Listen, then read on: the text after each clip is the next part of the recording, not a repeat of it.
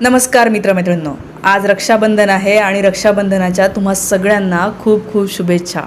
I hope की तुम्ही सगळेजणं खूप छान असाल, मजेत असाल, आनंदी असाल. आज PM ऑफिसमधून किंवा पंतप्रधानांच्या निवासस्थानामधून रक्षाबंधनाचा एक व्हिडिओ आउट केलेला आहे. हा फक्त 30 सेकंदाचा एक व्हिडिओ आहे. हा व्हिडिओ याच्या खालच्या कमेंट्स जर पाहिल्या तर त्या जास्त भयंकर आहे.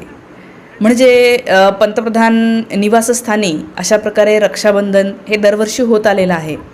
याच्या आधीसुद्धा म्हणजे नरेंद्र मोदी यांच्या आधीसुद्धा जे प्रधानमंत्री होते त्यांना पण अनेकदा अनेक बायका, मुलं, लहान मुली हे राखी बांधत आलेले आहेत. कारण की हा भारतामधला एक सण आहे आणि भाऊ आणि बहिणीच्या नात्याचा हा सण आहे.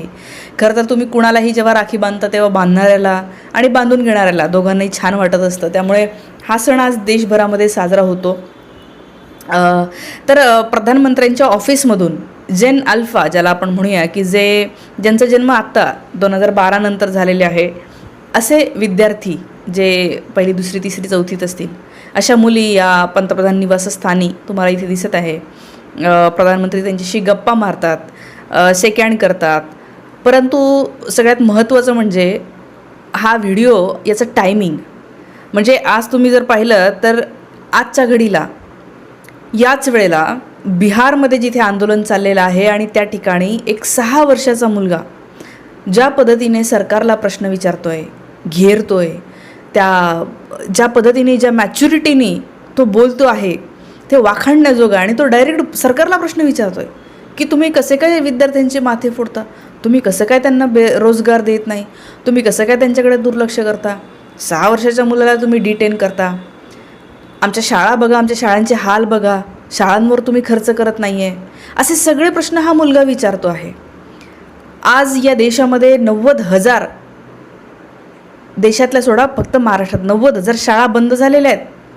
मराठी शाळा, सरकारी शाळा ज्याच्यामध्ये याच वयोगटातली मुलं शिकत आहेत. त्या शाळांमध्ये जे CJPचे लोक जात आहेत त्यांनी जाऊ नये म्हणून त्यांच्यावर मारझोड होते. उत्तर प्रदेशमध्ये तर डायरेक्ट नियम केला आहे की तुम्हाला विनापरवानगी जाता येणार नाही, कुठल्याही शाळेमध्ये जाता येणार नाही. राजस्थानमध्ये असाच नियम केला आहे. कोणी गेलं तर इलिगल ट्रेसपासिंग म्हणून त्यांच्यावर FIR करते. मुलं फोटो काढायला लागले, व्हिडिओ करायला लागले की अरे बाबा ह्याच वयाचे ज्यांना आज मोदी साहेब भेटले त्याच वयाचे मुलं मुली आहेत या सरकारी शाळेत जाणारे आणि ते याच देशाचे नागरिक आहेत जे आपल्या श्रमांनी हा देश उभा करत आहेत.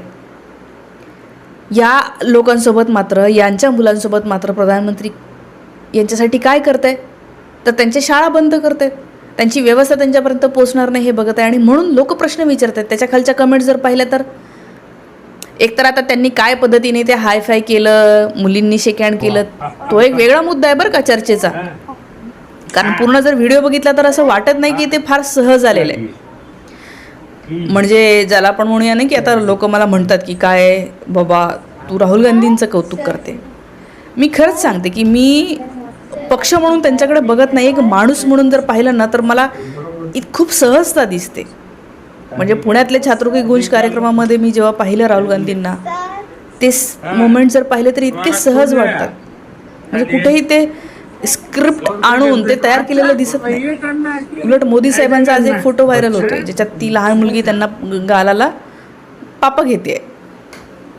पण असं वाटत नाही की ते सहज एकदम उत्स्फूर्ततेने असं आतून त्या मुलीचं आलेलं असेल. जसं राहुल गांधींचे काही व्हिडिओ बघा की त्या मुली अशा एकदम खूप आतून त्यांना वाटतंय काहीतरी असं दिसतं.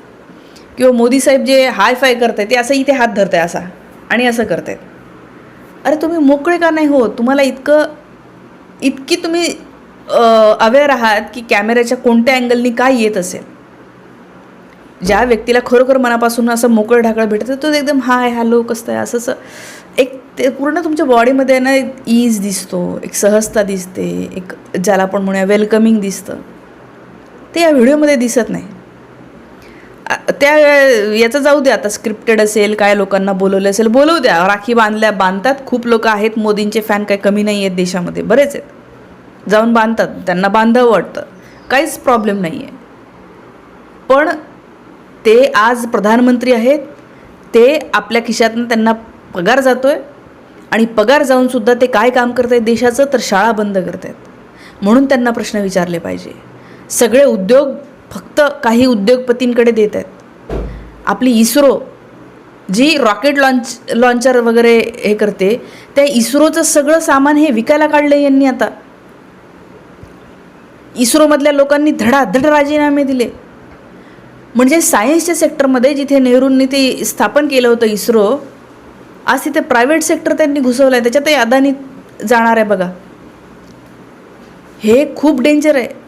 देशामधल्या मोठ्या प्रमाणावर जमिनी विकत घेणं चाललेलं आहे आणि ते काही उद्योगपतींना देणं चाललेलं आहे. महाराष्ट्रामधून मराठी माणूस हद्दपार झालेला आहे. प्रत्येक जागोजागी आदिवासी विद्यार्थी आंदोलन करत आहे आणि म्हणून प्रश्न विचारले पाहिजे. लोक मला म्हणतात की काय तू एकाच बाजूने बोलते. सत्तेत एकच पक्ष आहे ना, दुसरी बाजू विरोधकांची असते आणि प्रश्न सत्तेला विचारायचे असतात. कारण की आपल्या देशाच्या जी तिजोरी आहे ना, खजिना, हा खजिना त्यांच्याकडे आहे आणि खजिन्याची ते उधळपट्टी लावत आहेत. ते तो खजिना नीट सांभाळून ठेवत आहेत का? नाही. बरोबर 1-2 चुका झाल्या, 4-5 चुका झाल्या तर निस्तरायचा प्रयत्न नाही, तसंही नाही दिसत. ते खजिना जो आहे तो उधळत चाललेला आहे. कालच बातमी आली की तो झी न्यूजचा मालक 22,000 कोटी एवढं त्याचं जे आहे ते कर्ज होतं आणि त्याची सेटलमेंट केली आहे 6.5 कोटीमध्ये. 6.5 कुठं आणि 22,000 कुठं, ज्याचे शून्यसुद्धा मोजता येणार नाही सामान्य माणसाला. साध्या शेतकऱ्यांना कर्ज काढतो म्हटलं तर 10 अटी लावल्या जातात.